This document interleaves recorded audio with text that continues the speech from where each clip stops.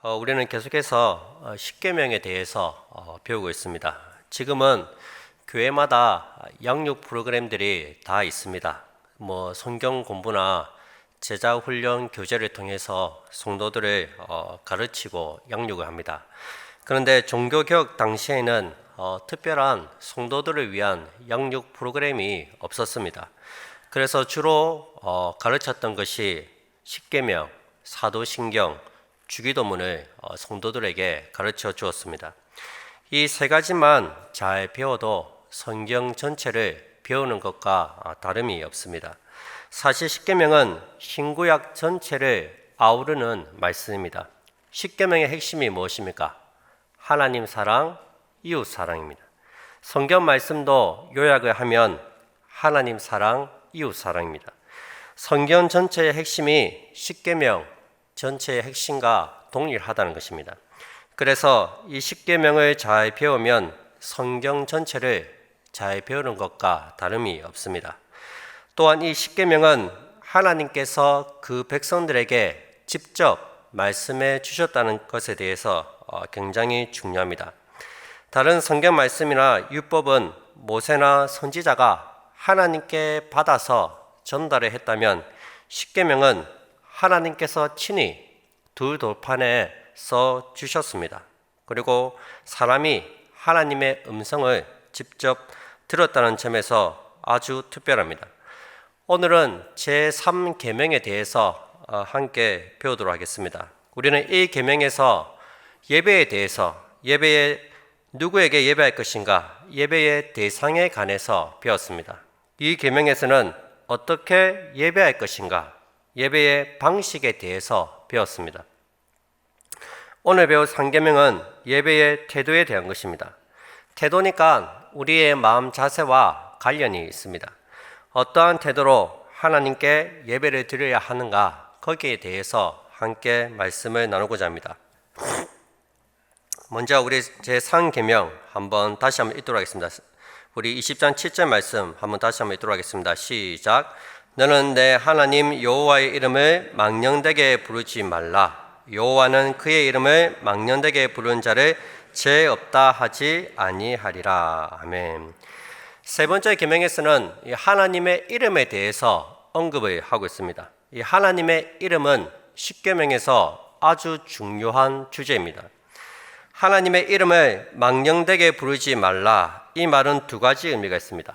첫 번째는 주의 이름을 오용하지 말라는 것입니다. 하나님의 이름을 잘못 사용하지 말라라는 뜻이 있고, 또 한 가지는 주의 이름을 바르게 사용하라는 의미가 있습니다. 우리가 오늘 99문에 보시면 이 두 가지가 잘 설명이 되어 있습니다. 99문입니다. 제3계명에서 하나님께서 원하시는 것은 무엇입니까? 우리 답을 한번 읽어볼까요? 시작. 우리가 저주나 거짓 맹세 또는 불필요한 서약으로 하나님의 이름을 욕되게 하거나 잘못 사용하지 않는 것이며, 더 나아가 침묵하는 방관자가 되어 그러한 두려운 죄에 참여하지 않는 것입니다. 여기까지 읽겠습니다.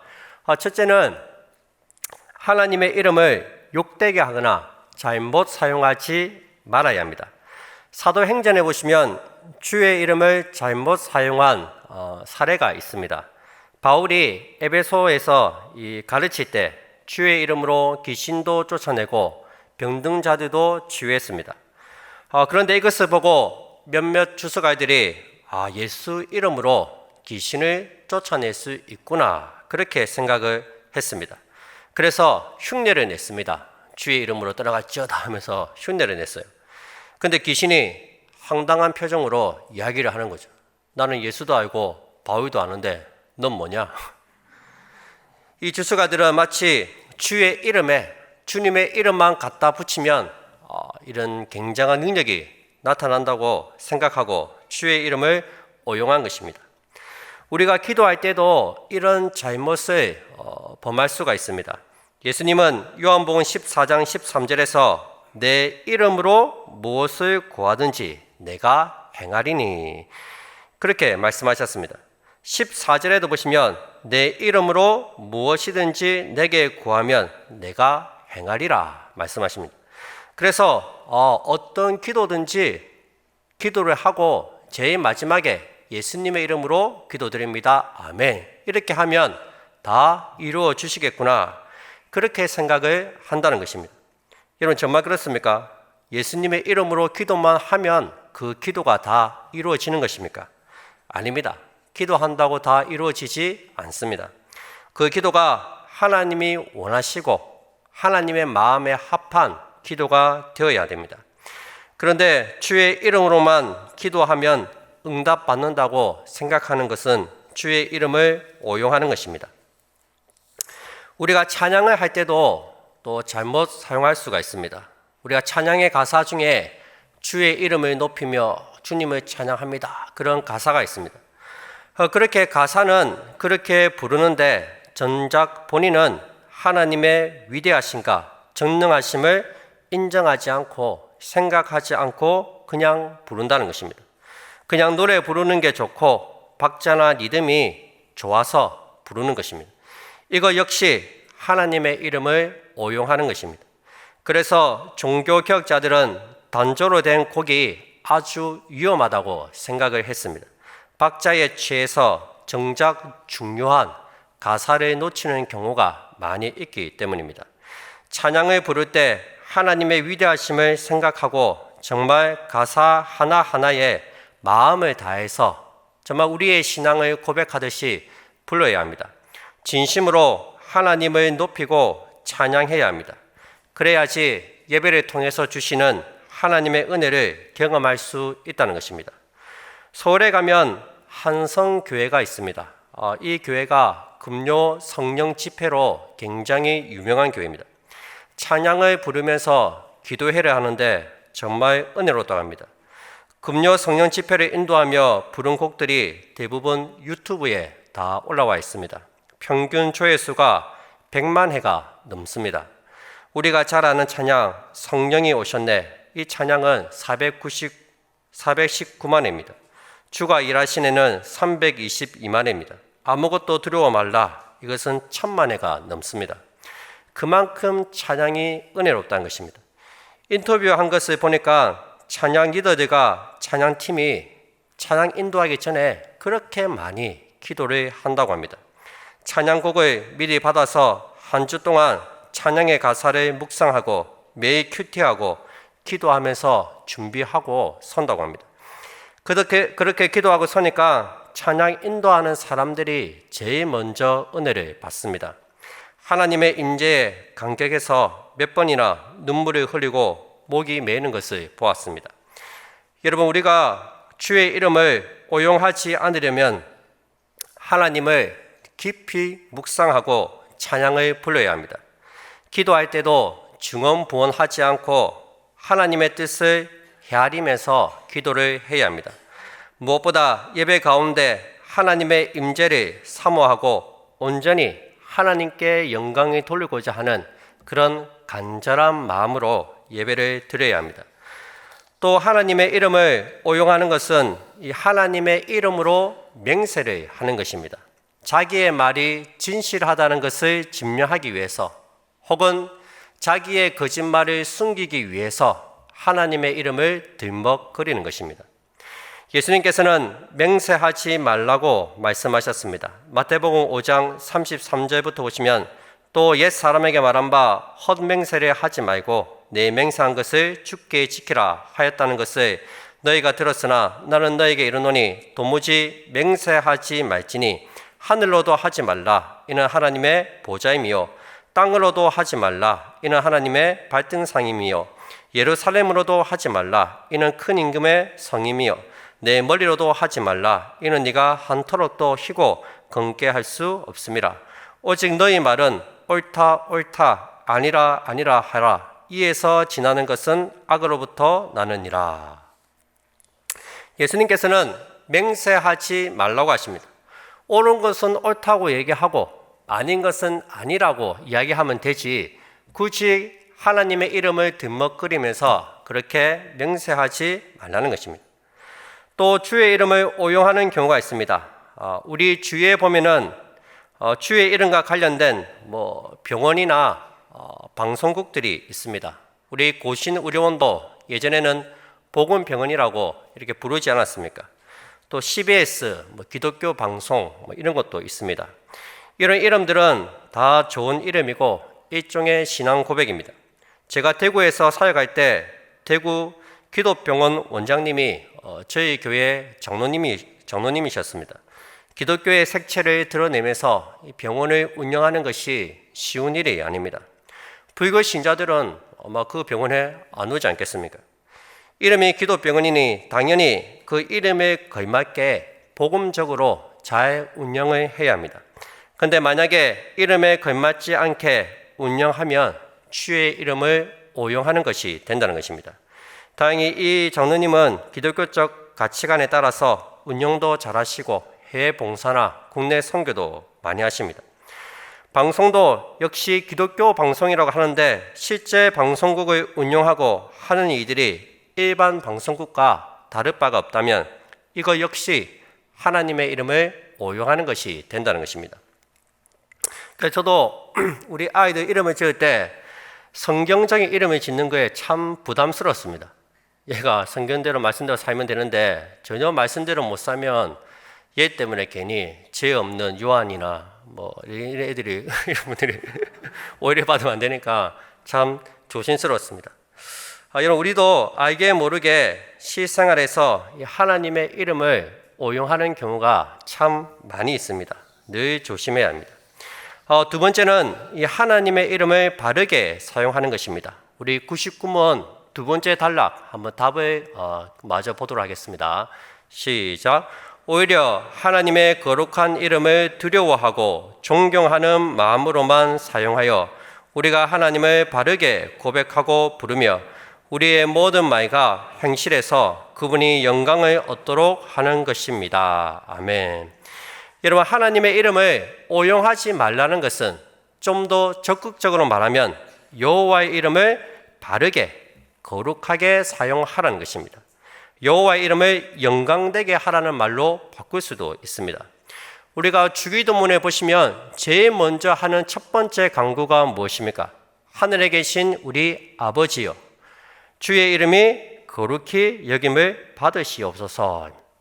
하나님의 이름이 거룩히 여김을 받게 해달라는 이 기도를 가장 먼저 우리가 드립니다. 여러분, 이름은 그 사람의 존재를 가리킵니다. 하나님의 이름을 거룩하게 한다는 것은 하나님을 경외하고 하나님을 존중하고 하나님을 무겁게 생각을 한다는 것입니다. 주기도문에서 이 하나님의 이름이 거룩히 여김을 받게 해달라, 이 기도가 가장 먼저 나오는 이유가 무엇입니까? 하나님이 누구신지 그 존재에 대해서 분명히 알아야 하기 때문입니다. 정말로 하나님을 존중하고 하나님을 경외해야지 그 이후에 나오는 기도 제목들, 하나님 나라가 임하기를 원하고 하나님의 뜻이 이 땅 가운데 이루어지기를 간절히 원하게 되기 때문입니다. 하나님의 존재에 대해서 존중하고 경외하고 무겁게 생각을 해야 합니다. 그런데 오늘날 많은 사람들이 하나님을 너무 쉽게 생각을 한다는 것입니다. 아무 때나 하나님을 갖다 붙입니다. 이것이 다 하나님의 뜻이다. 굉장히 위험한 발언입니다. 감히 함부로 어떻게 우리가 하나님의 그 뜻을 다 알고 이것이 하나님의 뜻이다 이렇게 말을 할 수 있겠습니까? 우리는 성경을 하나님의 말씀이라고 생각하고 있습니다. 설교를 들을 때도 하나님의 말씀으로 듣습니다. 그럼 당연히 한 말씀 한 말씀을 진지하게 무겁게 받아들여야 합니다. 주님께서는 1.1핵도 땅에 떨어지지 않고 다 이루어질 것이라고 말씀하셨습니다. 우리는 하나님의 말씀도 무겁게 받아들여야 합니다. 전능하신 하나님께서 나에게 주시는 말씀이구나, 그런 마음가짐으로 잘 들어야 합니다. 하와처럼 죽을까 하노라 하면서 가볍게 받아들여서는 안 된다는 것입니다. 이 예배가 하나님께 드려지는 예배라고 생각한다면 더욱더 진지하게 신령과 진정으로 예배를 드리기 위해서 애쓰고 노력을 해야 합니다. 오늘날 교회의 가장 큰 위기는 예배의 위기입니다. 성도들이 예배를 가볍게 여기고 쉽게 생각합니다. 주일 예배에 빠지는 것을 예사로 생각한다는 것입니다. 예배의 자리에 와도 신령과 진정으로 예배드리지 않습니다. 마음을 다해서 찬양하고 진심으로 기도하지 않습니다. 우리의 예배가 다시 회복되었으면 좋겠습니다. 우리가 처음 예수님을 인격적으로 만나고 은혜를 받았을 때 얼마나 교회에 가고 싶었습니까? 얼마나 예배를 사모했습니까? 이 주일이 왜 이리 긴지 빨리 교회 가고 싶었지 않습니까? 여러분, 구원받은 성도들의 가장 큰 욕구는 예배에 대한 욕구입니다. 예배에 대해서 간절해집니다. 예배를 드리고 싶어서 견딜 수 없어진다는 것입니다. 그런데 지금 어떻습니까? 여전히 교회는 빨리 가고 싶습니다. 왜 빨리 가죠? 빨리 갔다 와서 놀러 가야 되니까. 형식적으로 예배를 드리고 있다는 것입니다. 주의 마당만 밟고 있습니다. 여러분, 다시 예배가 회복되어야 됩니다. 우리가 이 예배의 회복을 위해서 우리 11월 한 달 동안 계속해서 기도하고 있는데 계속해서 우리의 예배가 다시 한번 회복될 수 있도록 와도 되고 안 와도 되고 그게 아니라 정말로 의무감을 가지고 하나님의 예배하는 그 간절한 마음을 가지고 회복될 수 있도록 계속해서 기도해 주시기를 바랍니다. 자, 우리 백문입니다. 우리 백문 문제를 한번 읽어볼까요? 백문 시작. 맹세나 저주로 하나님의 이름을 욕되게 하는 것은 그들이 할 수 있는 대로 그러한 죄를 막거나 금하지 못한 사람들에게까지 하나님께서 진노하실 정도로 중대한 죄입니까? 답을 한번 볼까요? 시작. 진실로 그렇습니다. 하나님의 이름을 욕되게 하는 것보다 더 크고 하나님을 진노케 하는 죄는 없습니다. 따라서 하나님께서는 이 죄를 사형으로 벌하라 명하셨습니다. 아멘. 여러분, 이 백문은 우리가 귀담아 들어야 할 문답입니다. 다른 사람이 하나님의 이름을 욕되게 하는 것을 내가 들었습니다. 누군가 우리 하나님을 욕했습니다. 비방했습니다.